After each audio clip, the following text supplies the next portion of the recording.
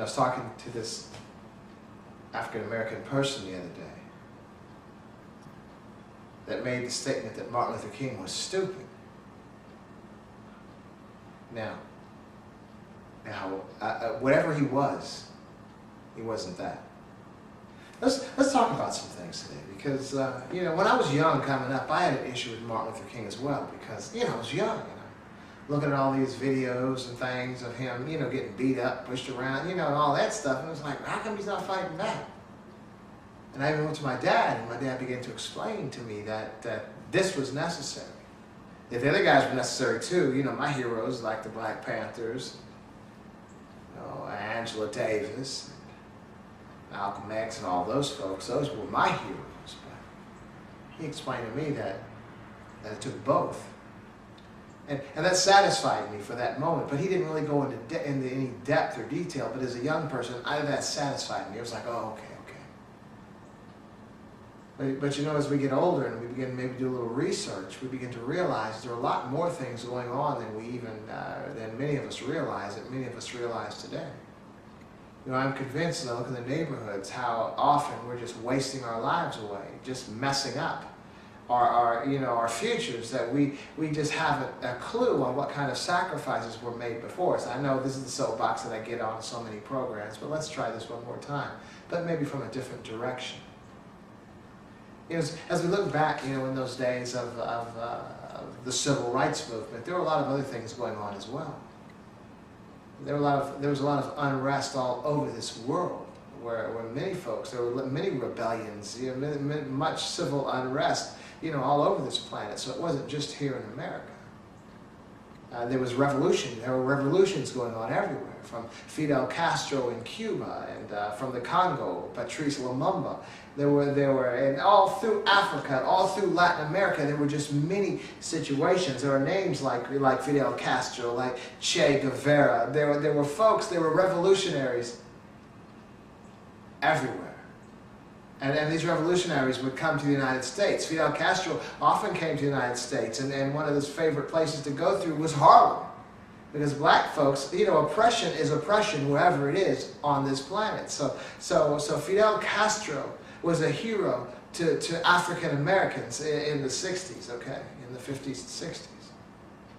And what I'm suggesting is that Che Guevara, some of you may have heard of Che Guevara. You always see that picture of that revolutionary with the beret on and the unshaven face. Well, that was Che Guevara. He was from Argentina, but he worked very closely with Fidel Castro and all over Latin America, helping with the revolutions and as well in Africa. And so what I'm suggesting is that there are a lot of things, a lot of political things going on in this nation and in this planet that led to what we are experiencing today as a sort of wellness as African Americans. And that's why, it just irks me, it just bothers me sometimes when I see how we're not taking advantage of the opportunities that we have when not too long ago in our past history, these opportunities were not here. And so when I see the drugs and the alcohol that have sort of disarmed us. I remember when I was back in the 70s in high school, that many Caucasians had a fear of a revolution in this nation. And it was a well-warranted fear, because there was a lot of civil unrest, and there were a lot of folks that were causing great concern to the American government.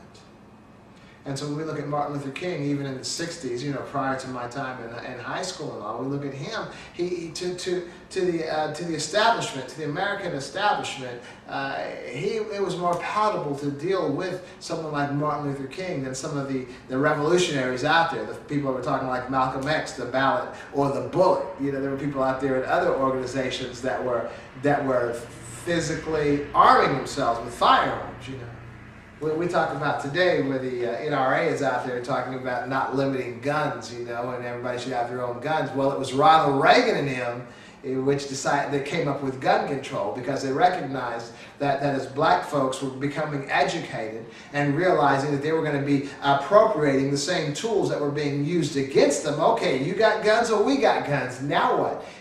So now the laws, we need to have some gun control. That was the Republican Party. That was Ronald Reagan, the hero of the far right. That determined that gun control was necessary to take those guns out of those educated black men's hands. Okay, that's what I'm saying right now.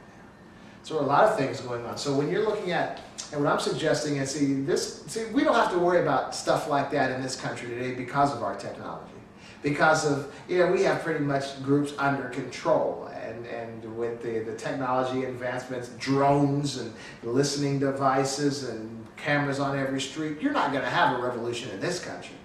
But back in those days, back in the 50s and late 50s and the 60s and even in the early 70s, when a lot of that stuff was going, there were revolutionaries from all over the world that would have loved to have come to the United States to participate. Khrushchev from Russia would come through Harlem, and he was a hero of black folks. So there were a lot of political issues going on in this nation that caused the establishment at the time to embrace Martin Luther King, to say, hey, this peaceful man, we want to go here, we don't want to go there. Because there are revolutionaries. Patrice Lumumba is a good example. The Congo, he was first democratically elected president of the Congo, black man. Congo had been previously owned and run by Belgium. So they elected this Patrice Lumumba that had determined that the Africans were going to have an opportunity to shape their own destiny. And guess what? He was assassinated. They think we might have had something to do with it, but it's directly attributed to Belgium. They think we might have had something to do with it. But that's the point is, Che Guevara as well was killed by, I think, our government. They cut off his hands and buried him somewhere so no one could, dig him up and use him as inspiration. But the point is, there would have been revolution in this nation had they not embraced somebody like Martin Luther King. Just as when we see, as in other nations, civil unrest, and we go try to fund the rebels, somebody would have tried to fund the rebels in this nation as well. And it wouldn't have been good. It would have been terrible. And I believe our government probably would have overcome, but it would have been a big old mess, probably a mess that probably never would have been resolved even to today.